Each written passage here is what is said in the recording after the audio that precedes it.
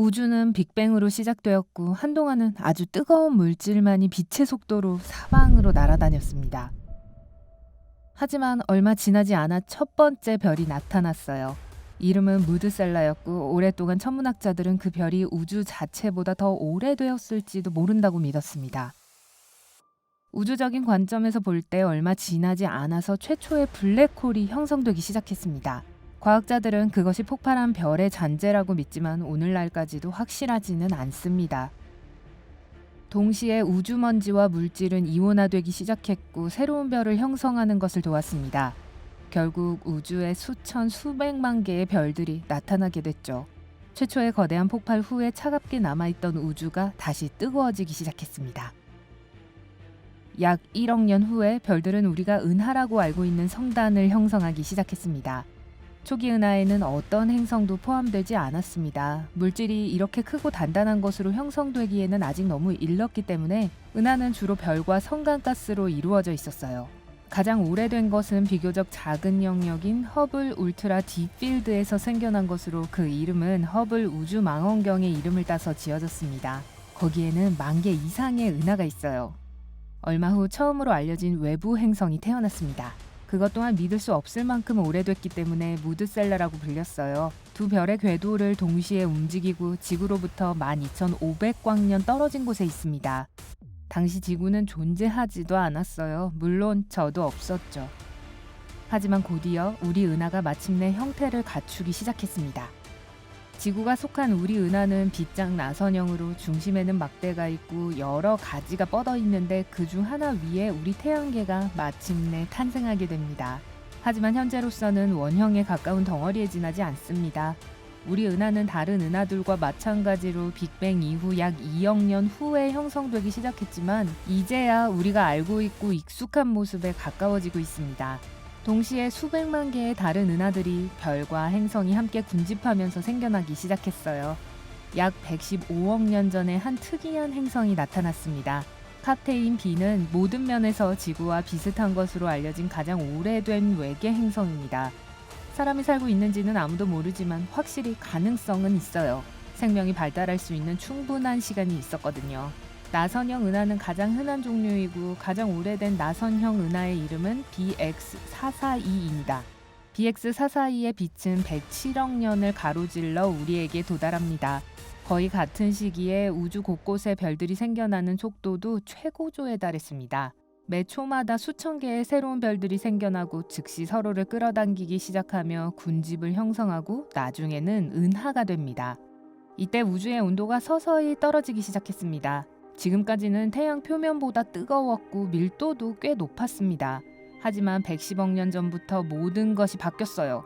강력한 은하 중심부와 신생 별들은 우주로 그렇게 많은 에너지를 방출하지 않았고 금속이 풍부한 최초의 별들이 나타나기 시작했습니다. 금속은 별들을 더 빠른 속도로 냉각시켰고 그래서 우주는 생명이 살 수 있는 곳이 되기 시작했어요. 인간이 출현하기 전 100억 년도 채 되지 않은 시점에서 첫 번째 은하군이 나타났습니다. JKCS 041이에요. 가장 멀리 있는 것으로 알려진 은하성단으로 우주가 현재 크기의 3분의 1에 도달하기 전인 2억 년 전에 탄생했습니다. 우주적 관점에서는 눈 깜짝할 사이죠. 그리고 거의 그 시기에 바나드성이 우리 은하에 등장합니다. 우리 은하에서 가장 오래된 별 중 하나고 우리에 가까운 이웃이기도 한데 태양으로부터 불과 6광년 떨어져 있어요. 우주가 계속 팽창함에 따라 우리 은하도 계속해서 자라고 친숙한 형태를 취합니다. 약 88억 년 전까지만 해도 두꺼운 원반 모양이었어요. 오래되고 가스가 풍부한 별들이 주로 중심부 주위에 있는 구조였죠. 이제 얇은 원반이 형성되기 시작합니다. 두꺼운 원반 안에 있는 얇은 층 내부에서 금속이 더 풍부한 젊은 별들이 등장합니다. 별들은 우리 은하에서 놀라운 속도로 태어납니다. 계속 성장하는 우주의 다른 많은 은하에서도 마찬가지예요. 약 80억 년 전에서야 이 성장률이 마침내 줄어들기 시작했습니다. 물론 많은 다른 은하에서도요. 그렇게 무질서한 공간에는 새로운 별을 형성할 물질이 충분하지 않았거든요. 그러다가 약 75억 년 전 우리 은하로부터 멀리 떨어진 곳에서 어떤 일이 일어났고 감마선 폭발이 우주를 횡단하기 시작했으며 2008년에야 지구에 도달했습니다. 이러한 폭발은 보통 별이 초신성으로 폭발할 때 발생하고 정말 장관인데 이번 것은 특별했습니다. 역사상 관찰된 가장 멀고 가장 밝은 폭발이었어요. 만일 태양만큼 지구에 가까이 있었다면 태양보다 2만 1천 조배는 더 밝았을 거예요. 참고로 그 숫자엔 0이 15개랍니다. 비록 이와 같은 사건들이 우주 먼 곳에서 일어났지만 우주는 점점 더 빠른 속도로 계속 냉각되었습니다. 약 72억 년 전 우주의 평균 온도는 겨우 5도 켈빈, 즉 영하 268도였습니다. 그래도 오늘날의 영하 270도보다는 약간 높았어요. 결국 우주는 절대 영도에 도달하게 될 거예요. 원자가 전혀 움직이지 않는 온도이고 그러면 우주는 어둡고 절대적으로 고요할 겁니다. 어쨌든 아직 이 사건이 일어나기 훨씬 전이고 우리는 현재 65억 년 전에 있습니다. 우리 은하가 마침내 우리가 알고 있는 나선형 모양을 띠기 시작했던 시기예요. 이제 머지않아서 태양계가 형성될 거예요.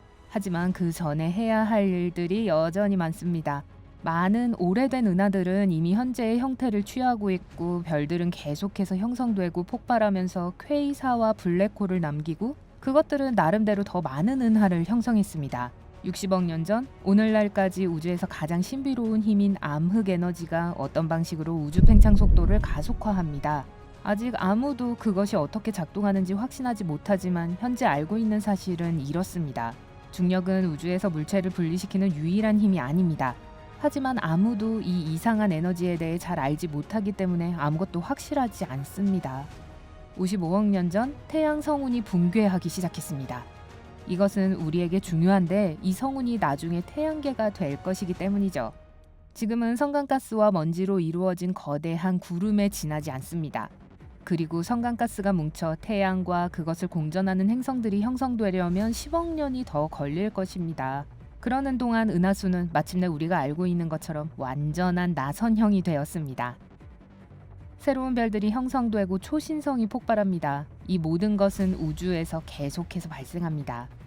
하지만 약 46억 년 전 우리에게 가장 중요한 사건이 발생하죠. 바로 태양의 형성입니다. 앞서 말씀드린 먼지와 가스구름은 마침내 별을 형성할 정도로 붕괴되었고 지구가 태어나기까지 불과 몇백만 년이 더 걸렸습니다.